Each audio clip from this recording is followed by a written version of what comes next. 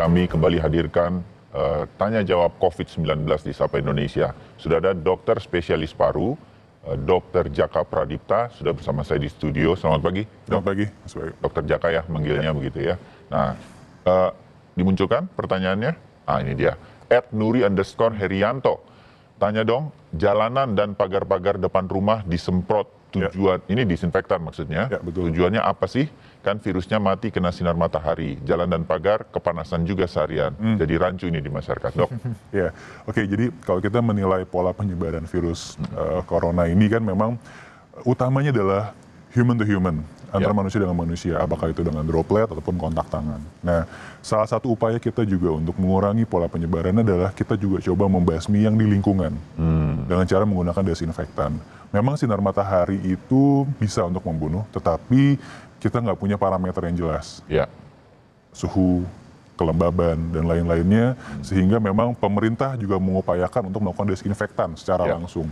Tetapi yang harus diingat bahwa desinfektan itu bukan kunci. Jadi kadang-kadang orang merasa nyaman ketika sudah didesinfektan. Oh, kita sudah bebas dari virus corona. Enggak. Tetap pola penyebaran adalah human to human. Makanya desinfektan jalan, jaga jarak, social distancing juga harus jalan. Itu kata kuncinya. Hal-hal yang membuat kita untuk tidak berhubungan langsung dengan orang ke orang begitu ya. Bersalaman, jangan lagi untuk sementara ini, dan hal semacam itu terus kita lakukan. Terus kita lakukan sambil pemerintah juga melakukan desinfektan lingkungan secara rutin. Jadi berbarengan. Ya. Kita lanjut ke pertanyaan berikutnya. Mudah-mudahan ini menjadi pencerahan-pencerahan di tengah mewabahnya virus corona. @Cikas Hafam, kira-kira begitulah ya. Tetangga saya, Dok, punya komplikasi sakit paru-paru. Nah, ini dokter paru-parunya ada nih. Dan syaraf gejala vertigo. Kemudian disertai sesak nafas, batuk, dan badannya kebas atau semutan ya sebelah. Tapi kata dokter itu bukan corona. Apakah yakin itu bukan COVID-19? Terima kasih.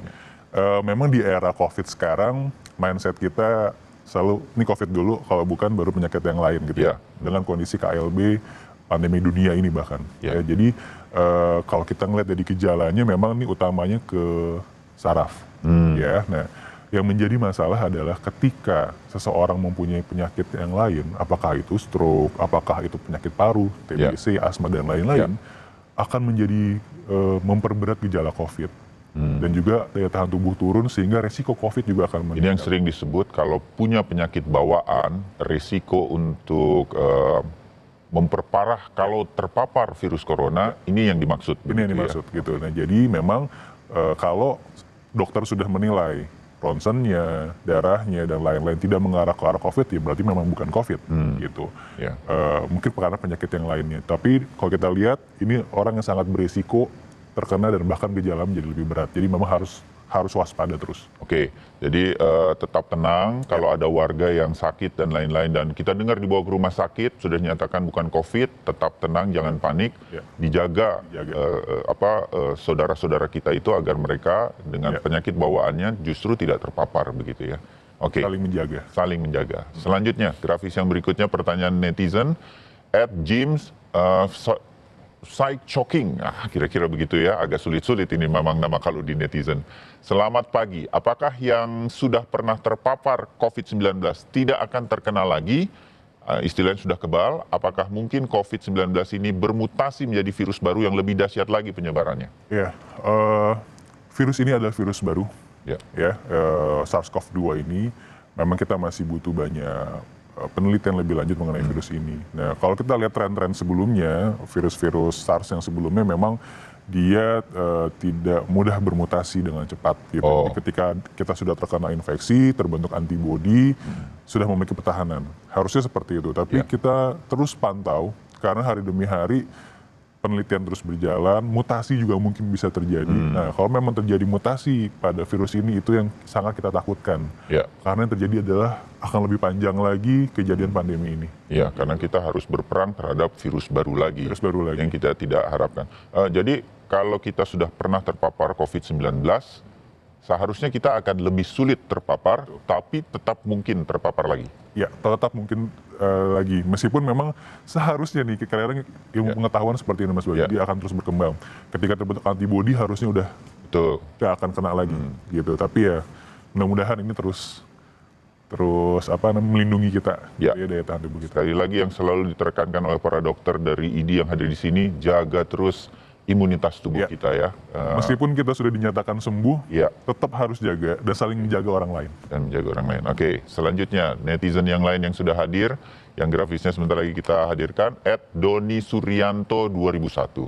Halo dok, saya mau bertanya, kita dianjurkan untuk berjemur 1 jam, agak berkurang biasanya yang saya tahu ini ya, hanya beberapa menit, dan didampingi dengan berolahraga. Apakah itu sudah cukup untuk mencegah corona? Oke, yang menjadi statement di sini kan mencegah corona ya. Ya. Jadi banyak cara untuk kita mencegah corona. Saat ini yang paling utama adalah jaga jarak, kurangi kontak, gitu Ya. ya. Stay at Aktivitas, home itu stay at pentingnya home. itu. Itu yang menjadi sangat penting saat ini. Kedua adalah baru kita meningkatkan daya tahan tubuh kita, gitu. Apakah dengan makan makanan yang bergizi, istirahat yang cukup, ya, dan berjemur ini adalah salah satunya. Ya, Jadi meningkatkan imun kita. betul. Setengah jam di waktu sudah agak siang, jam 9, jam 10 gitu ya. Kalau jam 11-an kita mungkin 10-15 menit cukup, Ya. gitu ya. Olahraga juga penting gitu. Jadi ini adalah bentuk ikhtiar kita untuk menjaga daya tahan tubuh. Tapi kalau dirasa bahwa ini sudah cukup, menurut saya belum cukup. Gitu ya, tetap harus social distancing, jaga jarak, makan makanan yang bergizi itu juga yang utama. Ya, sehingga kemudian kita tetap menjaga kemungkinan kita terpapar dari orang lain, itu harus kita jaga. Ya. Yang selanjutnya, netizen masih sempat di bagian ini, kalau masih ada @iskomaji, ciri khas COVID-19 itu apa dari hari pertama sampai positif? Ini penting nih, Ya, karena oke. pemirsa, Dokter Jaka ini salah satu yang terus menangani para pasien yang terpapar positif corona di beberapa rumah sakit, Ya. termasuk di Wisma Atlet.